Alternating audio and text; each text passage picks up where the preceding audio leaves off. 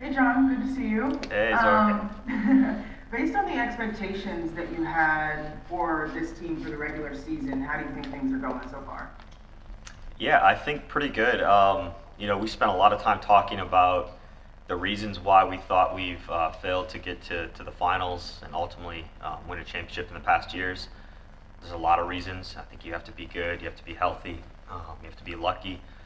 But we didn't rest on that. We talked about trying to improve offensively. We try to improve our minutes and our talent in the front of our roster and really push everything to the front, knowing that maybe we take a step back from a depth perspective. Defensively, because we focused on offensive talent, we knew we'd have to kind of grow defensively.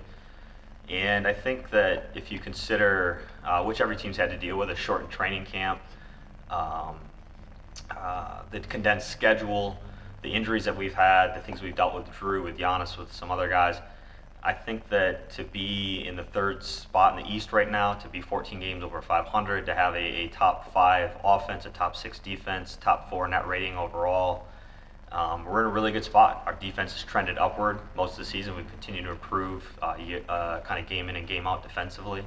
Offensively, we've been good throughout the whole year.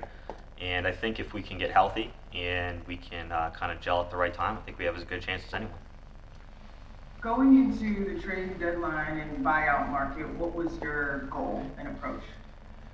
Yeah, so I think trade deadline, buyout market, that season for us is always trying to evaluate what has worked and hasn't worked throughout the regular season up to it. PJ Tucker was a target for us. If you look at the way that we've improved defensively, credit to Bud, to his staff. We've tried a lot of different things defensively. We're playing some zone, we're switching, which we call our red. We're doing that a lot more often than we have.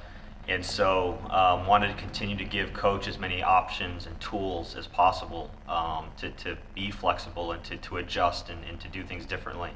And PJ, is I think one of the best individual defenders in our league.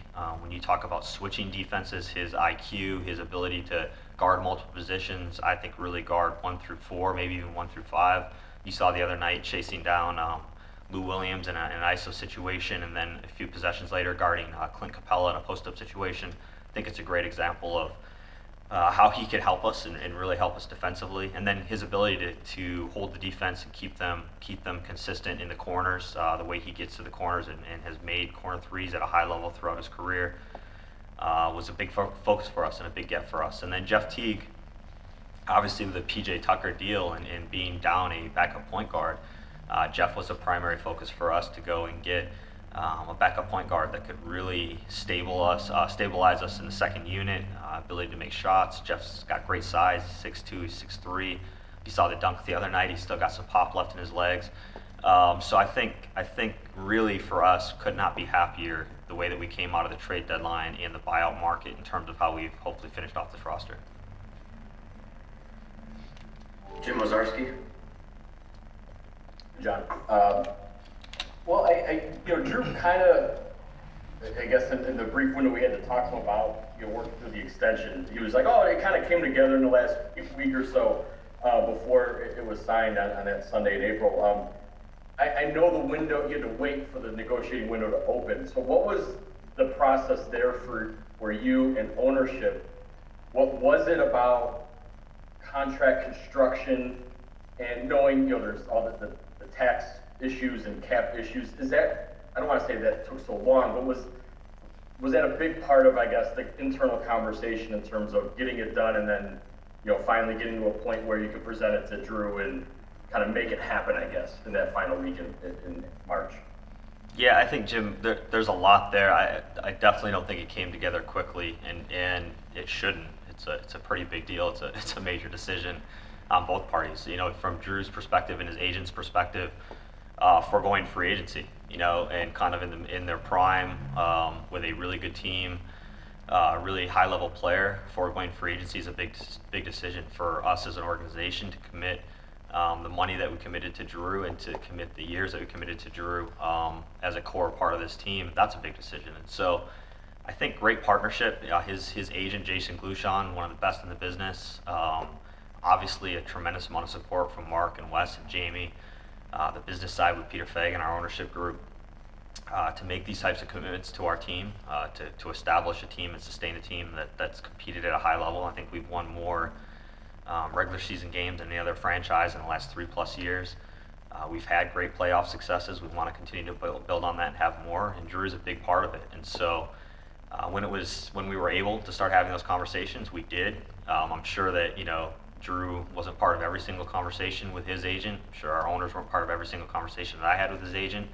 But collectively, as a group, from a player perspective, an owner, an agent, an executive, these are things that we worked on, and it came together kind of when we were on the road, and it worked out great. We did spend some time in LA, which was helpful.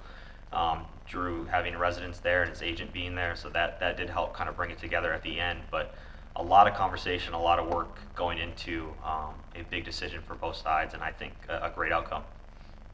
Obviously when you make the move for him and moving the assets you did, I'm sure an extension was part of the calculus or the thought process, informally or whatever. But I guess from the ownership perspective, what was, not that you had to sell them, but clearly there's cap ramifications and tax ramifications going forward with the 3 big contracts you have.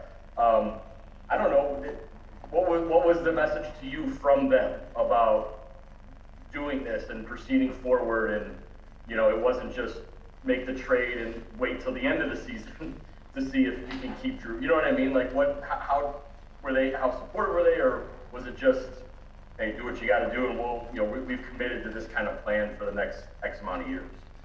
Yeah, I think it starts with Giannis, right? It starts with a franchise building to the place that we have. We talk about all the time trying to compete for championships and sustain success over a long period of time. And Giannis committed to our organization for years to come. And he did that, and we did that with him, because that's what we want to do. We want to be great. We don't want to be good. We want to be the best in the NBA, and we want to do it year in and year out. And the way that you do that is you have a core group of players that you believe in and that you invest in and that believe in you and that want to be here. And when you find those opportunities, you commit to them. And getting the opportunity to acquire Jrue Holiday was a big opportunity for the organization. And you don't do something like that unless you try to follow it through and commit and keep the player. Obviously, it has to work and it has to fit.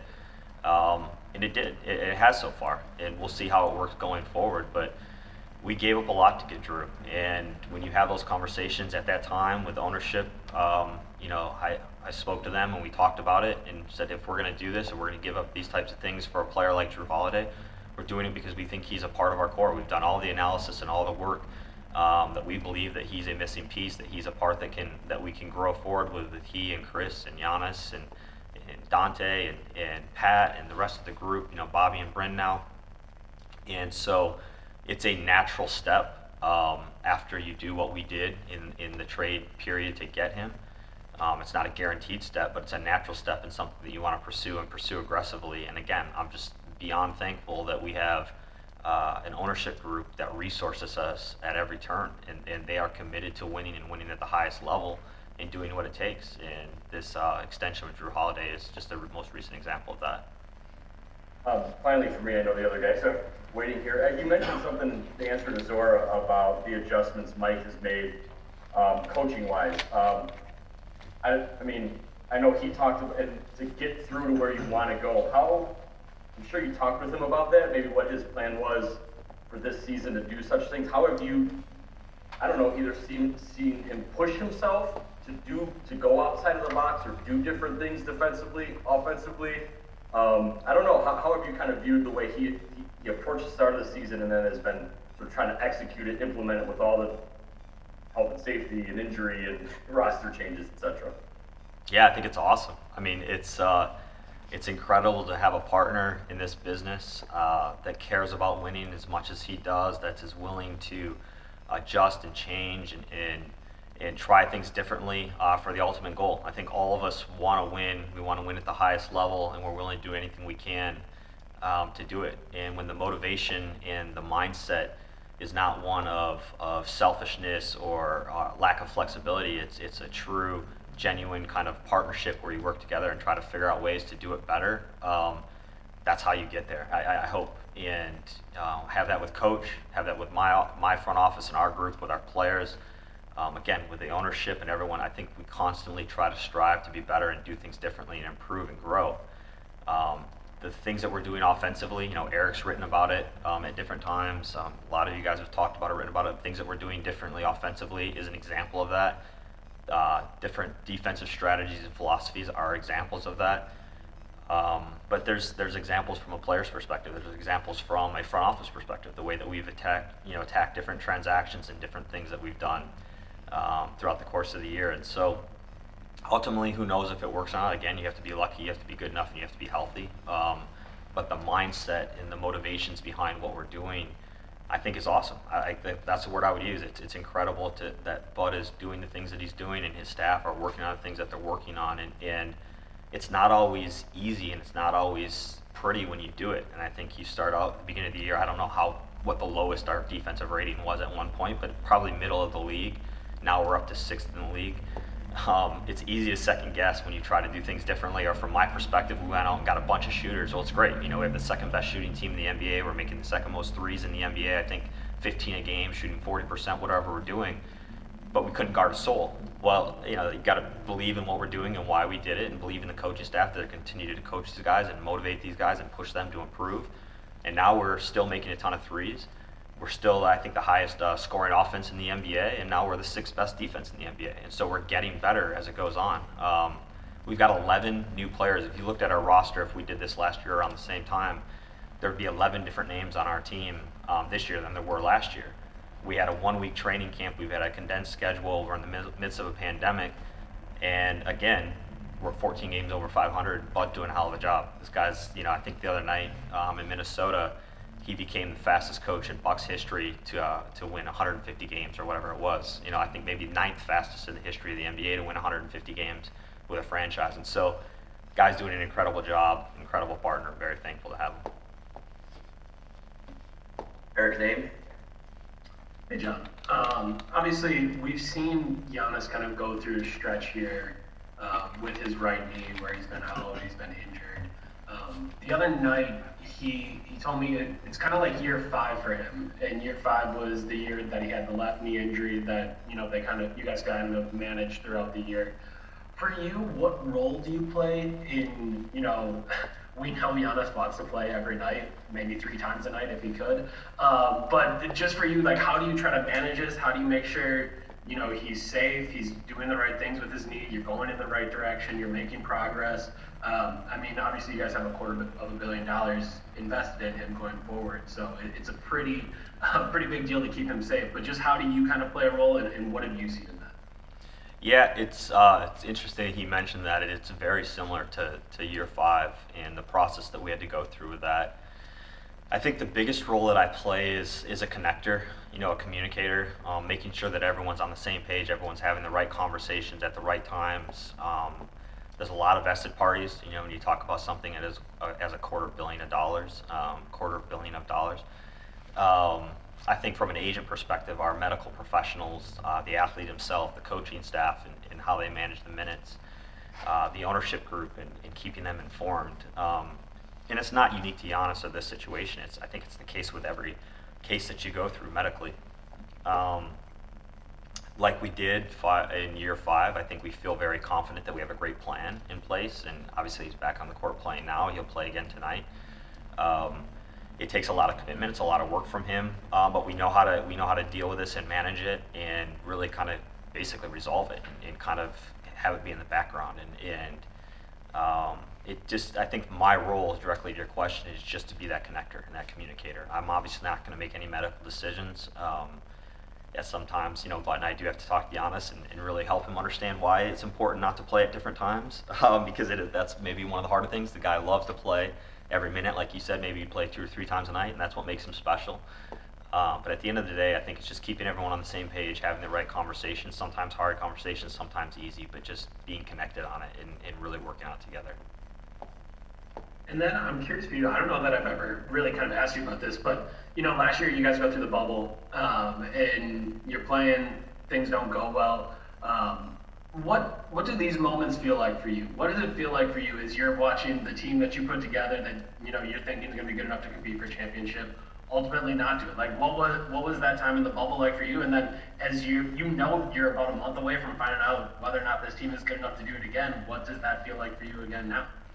Yeah, in the moments, if you've ever played pinball, just imagine like your brain is a pinball machine. I think you're going all over the place. I mean, I'm a paid observer. I'm a hired observer, and so you're literally observing every element of an environment and a circumstance as it unfolds, and trying to figure out where you missed, where you hit, what you can control, what you can't control.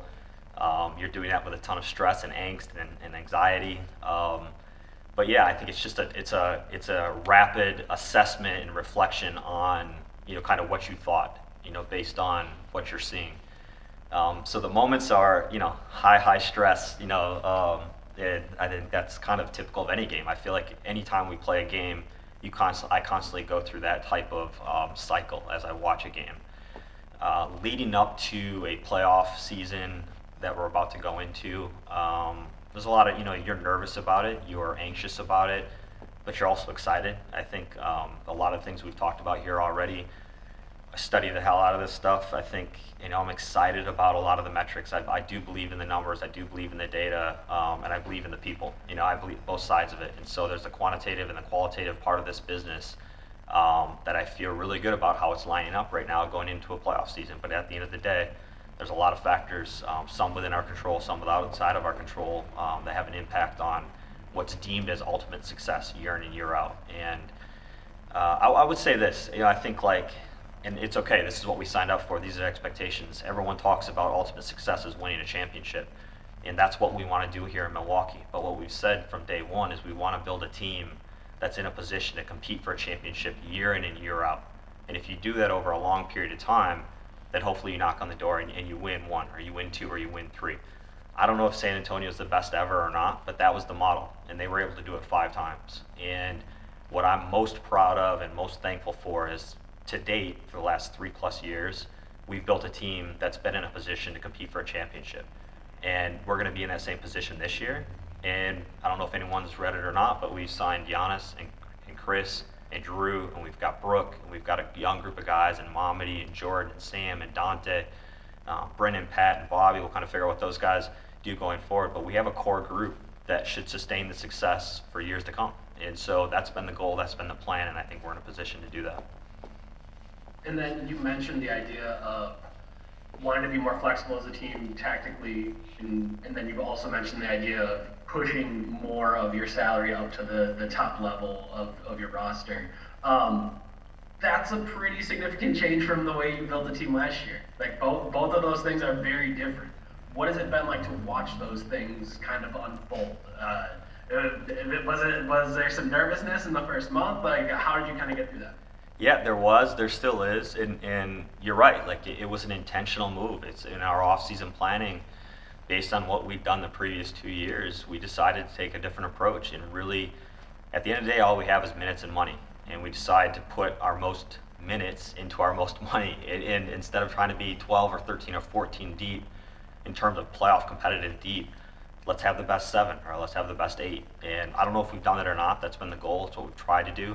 It doesn't mean that 9 through 13, 14, 15 aren't really important, aren't really good. It's different. We've got guys like Sam and Jordan and Mamadi and Axel on a two-way, and different guys that are growing and developing in the system that hopefully will be there as lower cost options for us going forward. But yeah, I think for us, again, 11 different players from last year's point to this year's point. If you told me that last year we could have PJ Tucker and Bobby Portis and Jeff Teague and Bryn Forbes in our top 9 and Pat Connaughton in our top 10, I'd say that's incredible. And in what was probably a month ago or maybe 6 weeks ago, a level of anxiety and nervousness because I'm not sure we were deep enough. Now it's like, you know what, we're right back. Even though I do think we're better through 7 or better through 8, I actually think we have really good depth through 9, 10, or 11. And so that's a credit to Bud and how these guys have developed and worked, and the players and how they've developed and worked and how it's come together. But we'll see. We'll see if we are deeper, if we are better. Who knows? I hope we are. We'll find out. Steve McGarty. Thanks for doing this. I'm just wondering, with You've mentioned injuries. With this truncated schedule, how much more or less of an impact does league-wide have injuries had because of the compressed schedule, do you think? Yeah, Steve, it's been written about a lot recently and talked about a lot. Knock on wood, I don't know that we felt it as much as maybe some other teams. I do think it's the combination of having a condensed schedule, particularly the teams that have had to play a lot of games in the back half because they missed games in the front half due to COVID protocols, and you have a shortened off-season and a shortened training camp. I think it puts a lot of pressure on teams, on the athletes. Our medical staff is amazing, led by Troy Flanagan and his group and what they do. I think we've done an incredible job thus far managing it. It's a hard thing to do, but I think it's had an impact. I don't have the empirical data in front of me to tell you that we're up X percentage this year in injuries over last year. I don't really know if that's the case or not.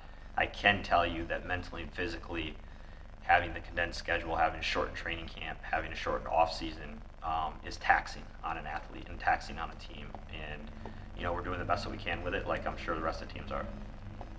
I know it's not going to directly impact y'all, but the 7 through 10 playoff format with the play-in games and stuff like that, what kind of impact do you think that's going to have? What do you make of it? What kind of impact do you think it will have on the end of the regular season and also the start of the playoffs, having it that way? Yeah, so we had it last year. We tried it out. I love the excitement for the league. I love that Adam Silver and the league and the ownership groups that are in place now are progressive and that they are willing to try different things to generate revenue, to generate interest for our game. I think it does just that. I think they are really exciting, compelling games, compelling matchups. For us, how does it impact us? I think it ends up starting the playoffs maybe 6 days later than it typically would because you're waiting for a playoff kind of tournament to play out. Not that big of a deal. In some ways, probably even better. It gives you a chance to really kind of prep going into the playoffs, unlike what you would in a different time. Where we're at right now with the third seed, not impactful, I guess. If we got to the second seed, I think we're 2.5 games away from Brooklyn right now for the second seed. If we got there, I guess it could have an impact on who your opponent is. And so not knowing your opponent until a day before or whatever just creates double the work because you have to prep for 2 teams instead of 1. So that could have some sort of impact. But by and large, it's a play to generate excitement and energy around our game and around our league and generate revenue, and I'm all for that. Steve Ashburner. Hi, John. Besides the differences that were going to come about this season by virtue of incorporating new personnel and changing up some of your team strategies, what decision was there made by you guys that this season should have a different feel, have a different pace, not be a rerun of what we saw, last season? Those seasons were great from a regular season standpoint, but to change things up, and I'm wondering if accepting or playing out of a lower seed was sort of part of that bargain. I don't think it was a guaranteed, conceded part of the bargain. I think it was a possibility and an expectation that could be a result of what we our plans and what we were going to try to do. When you're going to, in some ways, overhaul a portion of the roster, the core, by the most part, stayed intact, but overhaul a portion of the roster, philosophically, try things differently offensively and defensively, and you're going to do it in the midst of a shortened off-season, lack of training camp, and a condensed season. I think, and thankfully, Bud and I communicated this well to those that are, our stakeholders. These could be the results of trying to do that. And I think if you asked any of us right now if we wanted to make all those same decisions and we could be the number 1 seed and have 40 wins right now or whatever, like, okay, yeah, sign us up, right? 45, whatever it is. But I don't think that any of us are stressing over the fact that we're now only 14 games over 500. We're not the number 1 seed. Currently, we're the 3rd seed. We've been historically great in the regular season the last 2 years. And, as I've been reminded, like, we did have a really good playoff run 2 years ago. I think we were 10-1 at one point in the playoffs until we lost a few games. Last year was last year. We don't need to revisit that. And then here we are this year. And so, yeah, we're not historically great right now in the regular season. I don't think any of us are worried about that. But I don't think that any of us intentionally said we want to, try to be the third seed. I just think that we want to try to do things differently, offensively, defensively, with a roster, and hopefully have success at the right time. If you can remember from last season at about this time, what have you seen, heard, or noticed from your players this season in terms of how they have approached things, how it relates to what they experienced previously, what they came in wanting to accomplish regular season and postseason? Yeah, great question. The guys are in a great spot right now. Collectively, they're together. PJ and Jeff have added another element, I think, of experience and excitement around the group. The group, I think, has a strong belief in themselves, a strong belief in what we're doing. I don't think that's different than the last couple of years. I think that existed the last couple of years also. I think it's refreshing to see it in the midst of what could be. We've been through some adversity. This team has been through some adversity this year. Some because of the environment and what's going on in the world, and some just because of what's went on internally within our own little ecosystem. To go through that adversity throughout the regular season and remain committed and together and have the self-belief and the organizational belief, I think is a really positive thing for what is really hard to do, which is win in the playoffs. You have to win and win over a long period of time in the playoffs. A lot of games, tough matchups, tough opponents. And I think it's good to have that adversity going into it. And to feel that and get through it. And I think our group has done that this year. But today, at this point in time, compared to maybe the last 2 years at this point in time, I think it's very positive and very together. Lance Allen.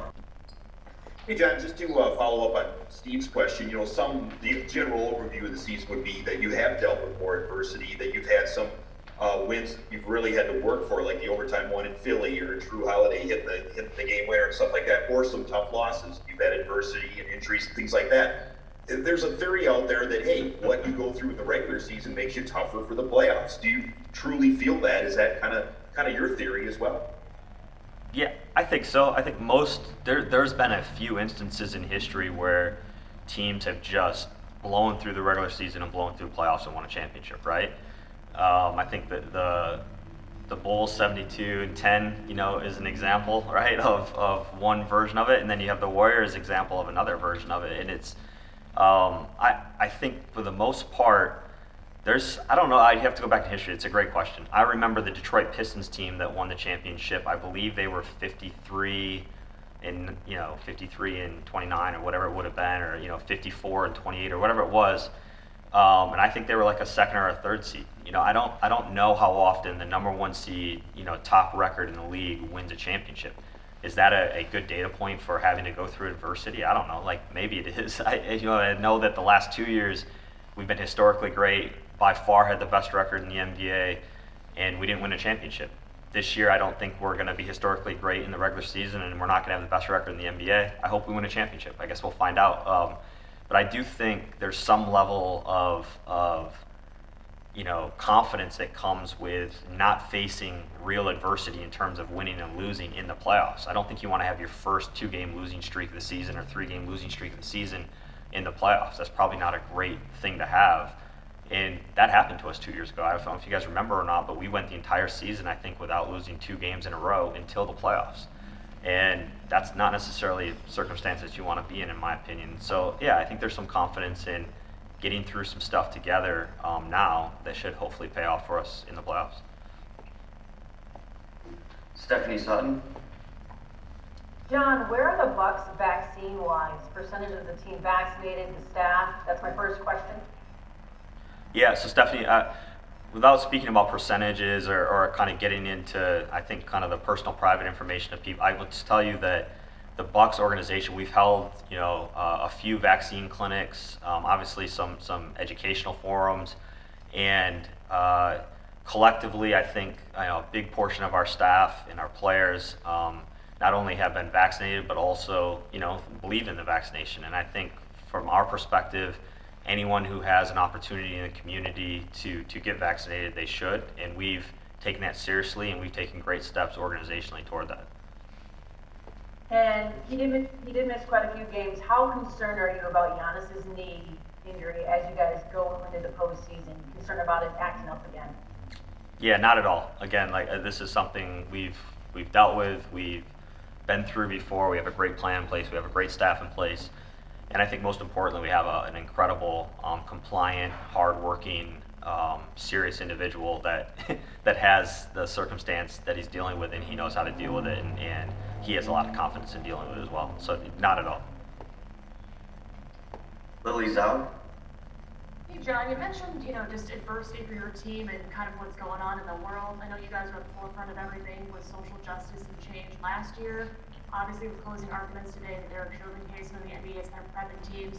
The aftermath of all of that, have you guys had discussions on that front at all?